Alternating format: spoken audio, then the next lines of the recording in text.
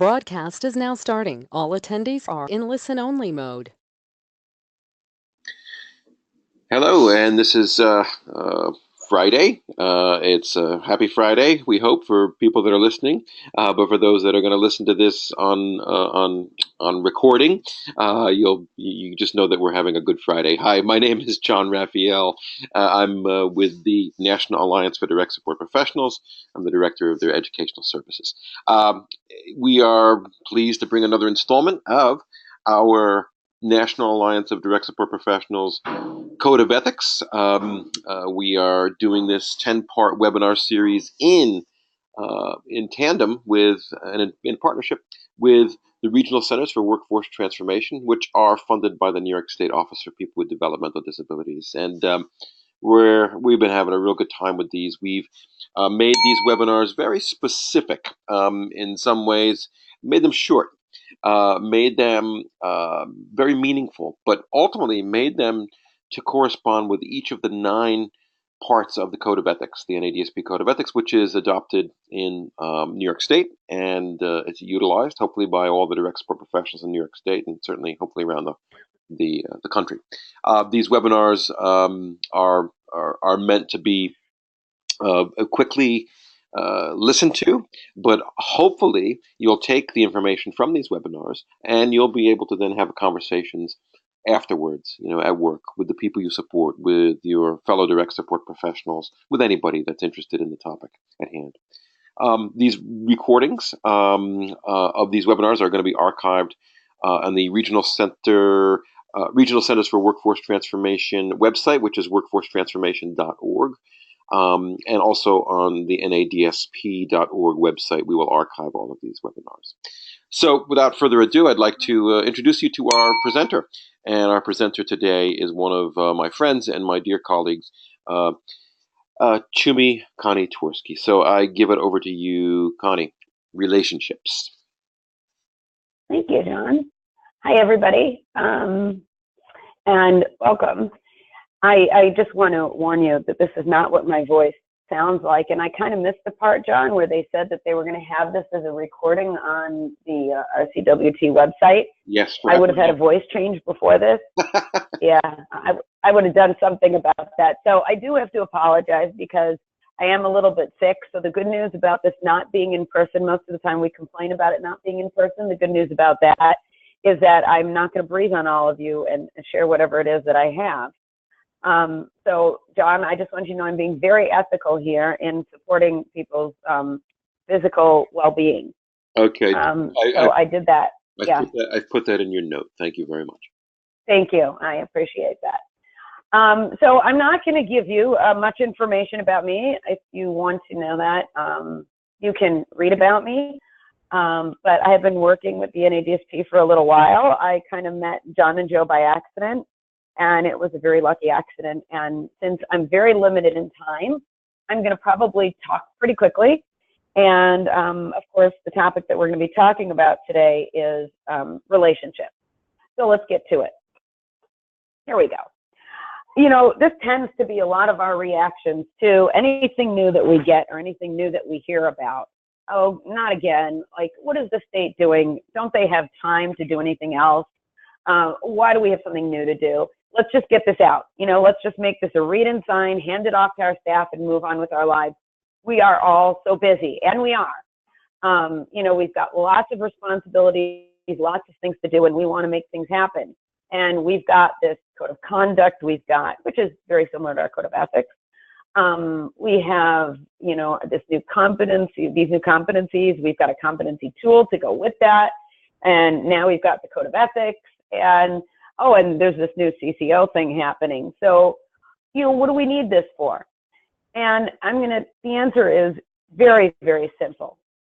And that's the answer. The answer is that the people that we support, the people that we're working with, want a life. They don't want a service.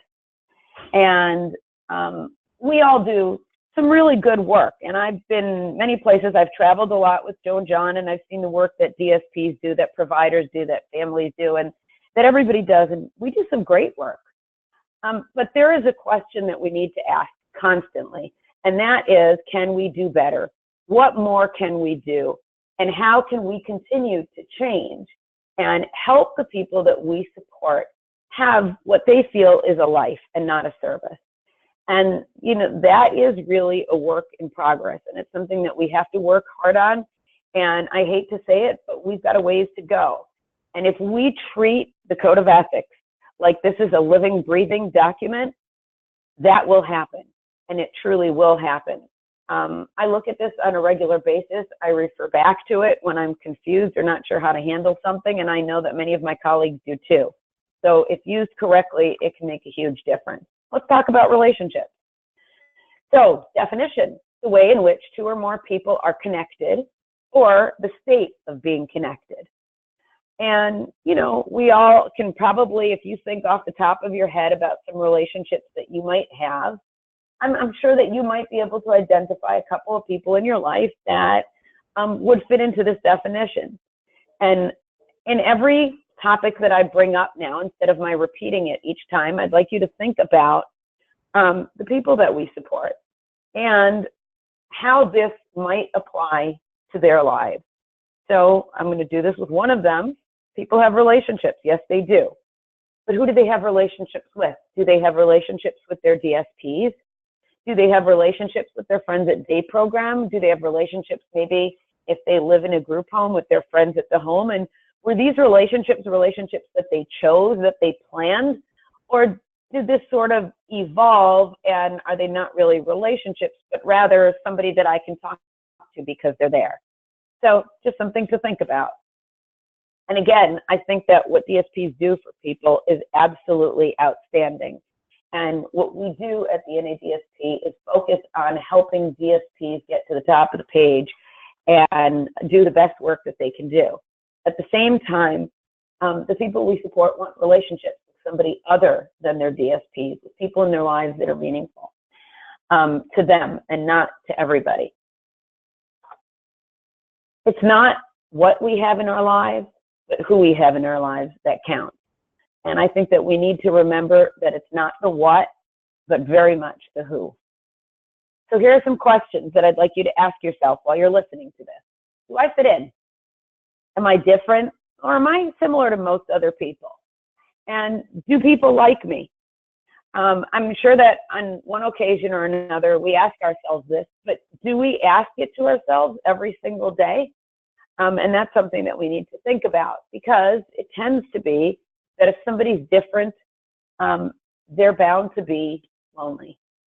When my son was little, he was in school and he wasn't exactly the same as all the rest of the kids, and he was bullied because he was different. And the fact is that the people that we support may be different than, people around them. And as a result, they tend to feel lonely. Who's my support network? Obviously, besides Ice Cream, which is a wonderful support network. And what would my life be like without that person? Without that person that I can call and say, oh my God, I just got off this webinar that my boss made me listen to. What a waste of time. Or did you just hear what that person did? Did you hear what she said? We've got that person that we can talk to. Most of us have that person that we can talk to. Now, think about the people that we support. Who might they talk to besides their DSPs when they have something that they want to share? There are some people in life that make you laugh a little louder, smile a little bigger, and live just a little better. And when we think about our support networks, that's what we think about. Another question, do I have someone to call when I do something stupid? Now, I have to tell you that I am the master at doing stupid things. I excel at it. It is one of my arts. And, I have people that I can call and say, hey, that big bag of dried strawberries that you just bought me that has about 6,000 calories of sugar, and I'm pre-diabetic? Yeah, I just ate the whole thing. And that person is going to say, wow, that is just so ridiculous. They're not going to lecture me. They're not going to give me the should have speech. So, hey, don't you know about your health? And aren't you aware of what your diet is? No, I can do something stupid, and that's okay. And I don't need someone to complete me, but I do want someone that can accept me completely. Just another little bit of food for thought. Do I have someone in my life that I'm connected to and that I've been connected to for a while, that I know that that person is there and that person accepts me, flaws and all. They know I'm not perfect and they've been around for a while and I screw up and they screw up and all of that's okay. And that person is, they're my Nemo. And if I go off the grid, I know they're going to find me. And they're going to say, hey, what's up with you? What's the deal? I haven't heard from you in a while. All right, let's go. You know, let's figure this out. Let's get this together. That continuity, that person in my life who knows me good, bad, and ugly, that is very, very important. Am I valued? Do I matter? Does my input matter? Do I matter? You know, what do people think when I walk into a room? Does somebody want my opinion? The challenge of disability is to always believe you matter and your life has value when you are treated as a living inconvenience. Now, we would all like to believe that this statement is far from true, but it's not. And people with disabilities will tell you that they feel like they're a living inconvenience. So think about that. Am I respected? Does someone want my opinion or feedback? Is someone interested in what I have to say? Does someone stop and say, hey, wait a second, you know what? I'm going to ask Connie what she thinks about this because I want to get her take on it. John O'Brien says that when people not used to speaking out are heard by people not used to listening, then real change can be made. And that is absolutely the truth. And part of what all of us do, and every single person on this call does, is we support people that are not used to speaking out to be heard. And as that change evolves, real change happens. And the world and the tapestry of the lives of the people we support will definitely change. What opportunities do I have in the community? Am I part of a volunteer group? Am I part of a congregation? Am I part of an exercise class? Am I a board member somewhere? Of course, I had to stick in the neighborhood pub. I did that for my friends. Am I part of a book club? Do I belong somewhere? Do I have that place? And, you know, where I walk in, isn't that I'm pretty sure that's a Cheers theme song, but that was before my time. But I think this theme song is where everybody has a name. Isn't that what it is, John? That's correct. I think it's something like that. Everybody. Yeah. You'd like to know where everybody knows your name. Exactly. It's where everybody knows your name. We walk around and there are places we go and people walk by you and go, hey, what's up? How you doing? Or I haven't seen you in a couple of days. And that, you know, says to us that we belong. We have all known the long loneliness. And we have found that the answer is community. And that is no different for the people we support. The answer is in a community, in us finding a community, in us finding a place where we belong, where everybody knows our name. Ask ourselves, what if I don't show up? Will anybody know I'm missing? And I know that Joe and John talk about this in, how do I know if I'm really included? Does anybody know when I'm not there? Does it make a difference when I don't show up? And I usually challenge people to think about if you were in a certain place right now and the building went into lockdown and your cell phones didn't work, would anybody know tonight that you weren't around, or tomorrow? At some point, would somebody say, hey, wait a second, you know, I haven't seen John in a while. Let me check in with him. So if I miss that Zumba class that I go to, or if my, you know, coffee group of friends, if I don't show up for it, I know somebody's going to text me and say, hey, what's up? Is everything all right? Lonely is not about being alone. It's the feeling that nobody cares, that it doesn't matter if I'm not there. Who am I? Who am I? And I understand that this is an existential question. And no, we're not going into a therapy session right now. But I'm sure that we ask ourselves this question on a regular basis. Who am I relative to the world around me? Who am I to the people around me? Who am I to my community? Who am I? And I saw this and I absolutely love it, so I had to share it with you. Who am I, you ask? I am made from all the people I've encountered and all the things I've experienced. Inside, I hold the laughter of my friends and the arguments of my parents, the chattering of young children, and the warmth from kind strangers. Inside, there are stitchings from cracked hearts, bitter words from heated arguments, music that gets me through, and emotions I can't convey. I am made from all those people and moments. That is who I am. And that is truly who we all are. We're all made up of those moments in our lives where in some way we're connected in a number of different places to a number of different things, to a number of different people. And we need to make sure that everybody can ask that question and answer it, and can answer it in a way similar to a way that we might answer that question. You know, one of the things that comes up when we talk about relationships, and I have worked with provider agencies that have said this to me, I have worked with family members especially that have said this to me, concerned DSPs, people that are involved in the lives of people we support, and they say to me, well, you know what? Yeah, you know, somebody may get into a relationship and something bad might happen. Like, what if it's a bad relationship? What if it's a poor choice? What if they get hurt? Well, that happens. It happens to all of us. And I guarantee you that you guys can probably answer yes to one or more of those questions. I can answer yes to every single one of them. Have you been in a relationship and gotten hurt? Yes, sadly. Have you been betrayed? Absolutely. Have you lost a friend? Yes. Have you made a bad decision in a relationship? Yeah, more than one.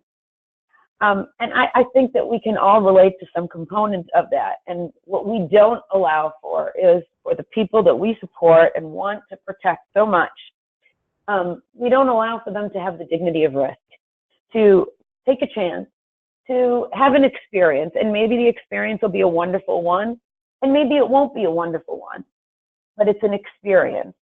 And experience, as we all know, experiences teach us things. Experience is the teacher of all things.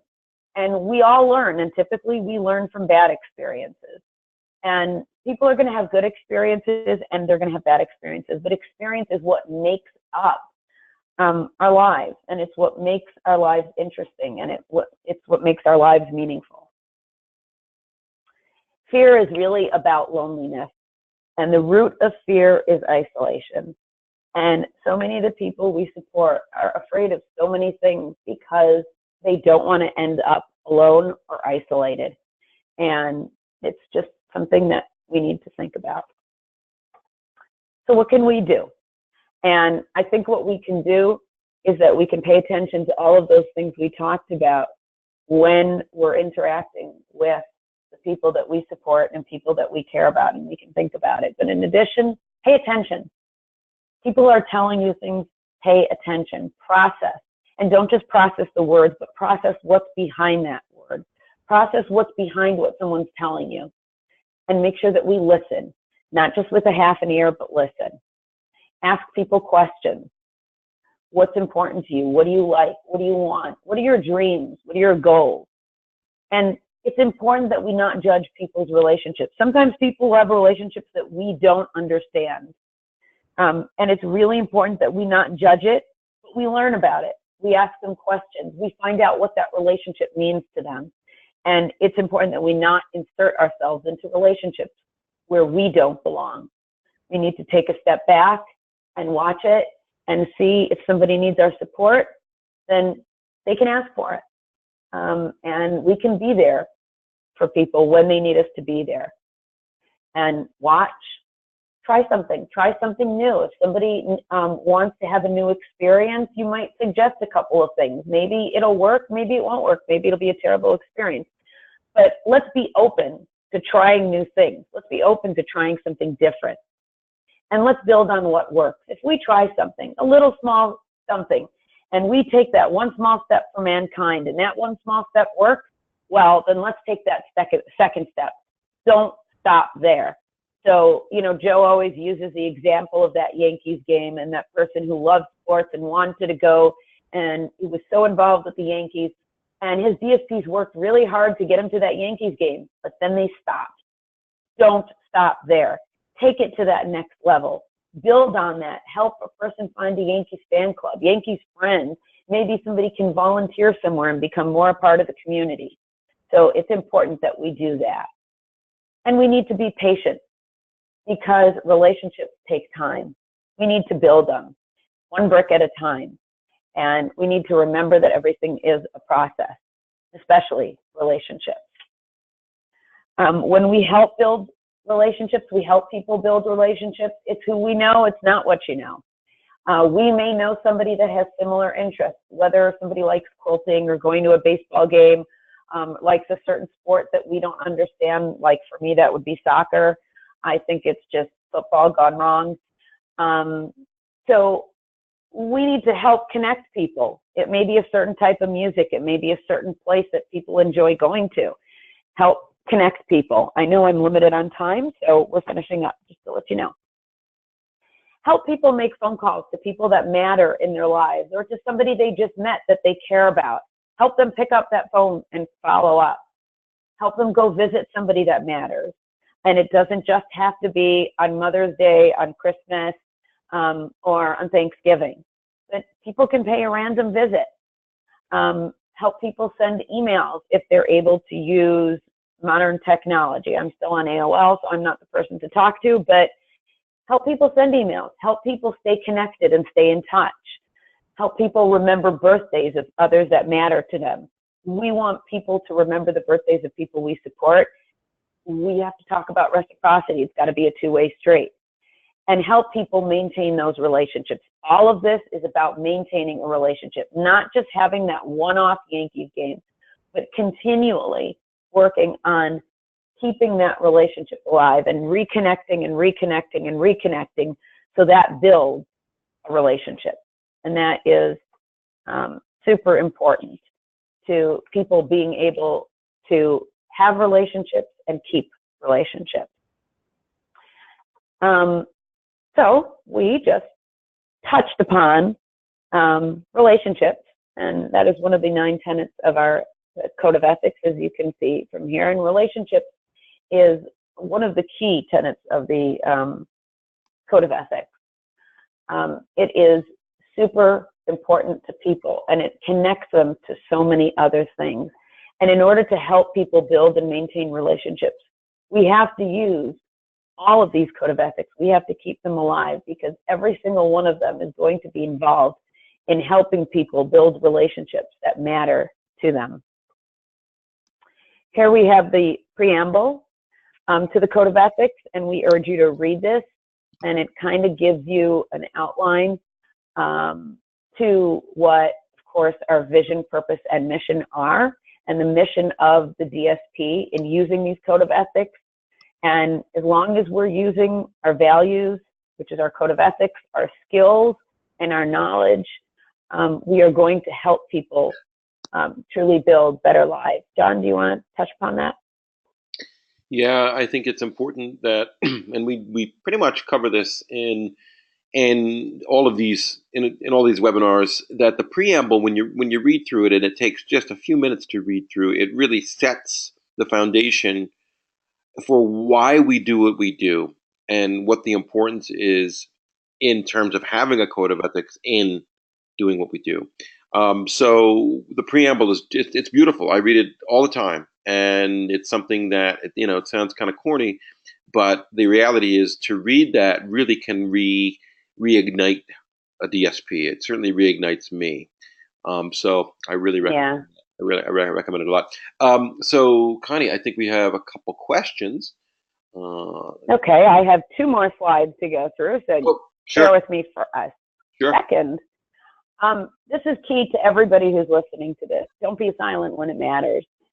Sometimes we just say, hey, I'm just going to let it go. This isn't really important. Or, people will work it out, or they'll be fine.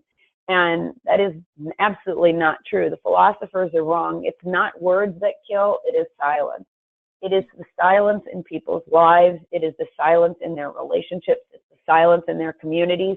And most importantly, it is our silence. We do not have a right to be silent. And of course, we challenge you to bring these code of ethics into every part of your organization, into daily practice, to use them. And again, this isn't a piece of paper that you read. It's a roadmap that's going to get you through all sorts of interesting situations throughout your career. And it is very, very much a live document. It's something that has to be living and breathing for it to matter. Beautiful. Our job is to connect to people, to interact with them in a way that leaves them better than we found them, more able to get where they'd like to go. Remember, it's where they'd like to go. Yeah. Okay, now I'm done talking, John. Well, first off, thank you, Connie. Amazing. You nailed in this 20 minutes or so, basically the tenet of the code of ethics in ways that I think direct support professionals specifically can really relate to. So thank you for that. And the memes are awesome. I mean, they really are. They're just, yeah, I live on memes. Yeah, they can be so inspirational. So here we go. Here's a question. This is a good one. And we have about 5 minutes for questions. So what do you do when a person that you support becomes friends with someone who is questionable, quote unquote questionable? Oh, I wonder what questionable means, but I'm going to go back to judging people's relationships. So I would say two things. We are there for a reason. And this goes back to what the NADSP refers to as informed decision making. So we're going to be asking people questions, the people that we support. We're going to be listening to them. We're going to be hearing what they're saying and what is it about this relationship that's meaningful to them? What is this relationship doing for them? And again, I don't know what questionable means. If it means it's different than my own ethics or beliefs, and that's what the preamble addresses, then I have to figure out, is that something that I'm struggling with because it's different than what I believe to be correct? Or is this something that can put that person at risk or in harm's way? And if it is something that can put that person at risk or in harm's way, then I am going to talk to somebody, talk to that person, and have a conversation with them and give them information and talk to them about my concerns and hear where they're coming from. Just like I have had some pretty questionable relationships. I got to tell you, John, you're pretty questionable. I've been told. And I don't mean to make light of the question at all. I think it's a great question. But I think that we do have to take into account that our own values, that we need to ask people questions and we need to listen to them and listen to where they're coming from. Absolutely. And then take it from there. Absolutely. And I think that's really sage advice. And to always remember that no direct support professional is an island. There's always a team, whether it's a colleague, whether it's a supervisor, a family member, whoever it might be.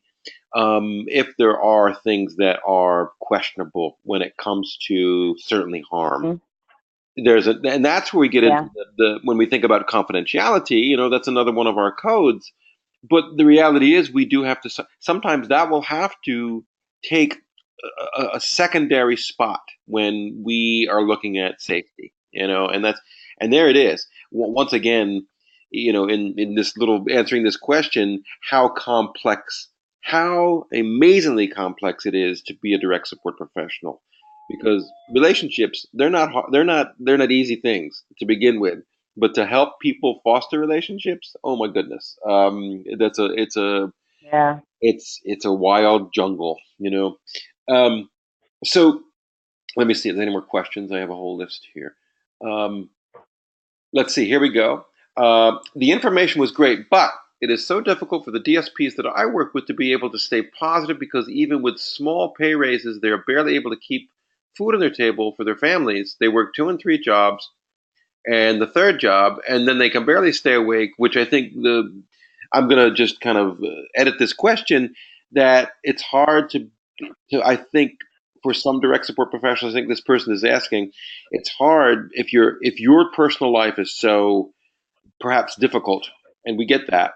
How can you be that person, that professional that's going to be doing all this relationship stuff? I guess that's the question. Hmm. And yeah, I mean, you're preaching to the choir. Part of what we do is we are very focused on helping direct support professionals be valued for the incredible work they do, for the variety of skills that they have to use on a daily basis. And there's no question that people are exhausted. They've got 2 or 3 jobs. They've got stuff going on in their own lives, and it's a challenge. People will also tell you, excuse me, that the work they do is very rewarding, and that they truly love the work that they do. And part of the reason that they do is that they're drawing from reserves that they have, knowledge that they have. Sorry, I'm in the process of choking here. And people are drawing from the stuff that they are learning, such as the Code of Ethics. And that is when the Code of Ethics becomes that living, breathing document. Exactly.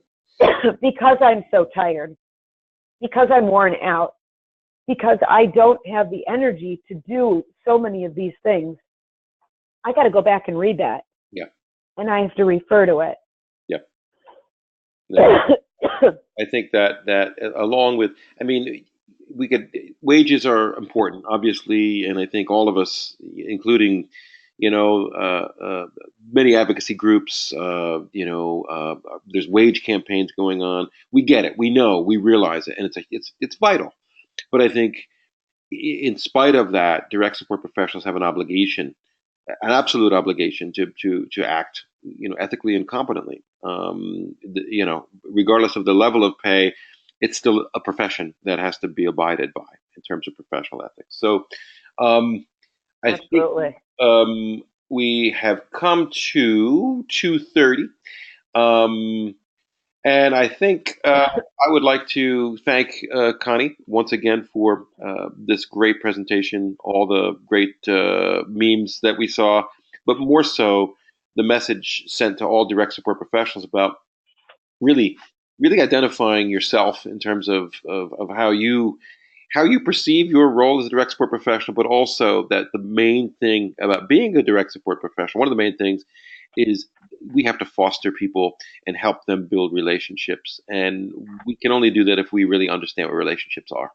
So with that said, Connie, thank you very much. And everybody You're very welcome. listening to us right now, stay tuned for the next installment of the Code of Ethics. And we hope to see you next month.